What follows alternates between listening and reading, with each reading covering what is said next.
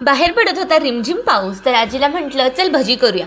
ती म्हटली काय सारखं तेलकट भजी खातेस, आज काहीतरी पौष्टिक बनवून देते. म्हणून तिनं हे हुलग्याचं माडगं बनवून दिलं. हुलगे छान भाजून मग मिक्सरला वाटून घेतले. त्यानंतर एका भांड्यात गरम पाणी करून त्यामध्ये ते वाटून घेतलेलं हुलग्याचं जे भरड होती ती टाकली. त्याच्यामध्ये आम्ही गूळ आणि मिठाचं थोडं प्रमाण टाकलेलं आहे.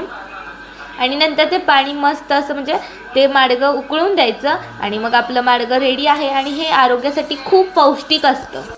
आजीच्या हातची जुनी रेसिपी म्हणजेच हे पौष्टिक असं हुलग्याचं माडगं. आता ते मी टेस्ट करते आणि ते कसं लागतं तुम्हाला सांगते.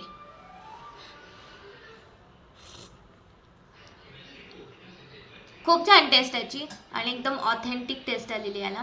तर पावसाळा सुरू आहे आणि तुम्ही सुद्धा मग नक्की हे माडगं ट्राय करा. नंतर भेटूया अशाच एका नवीन व्लॉग बरोबर. तोपर्यंत बाय बाय.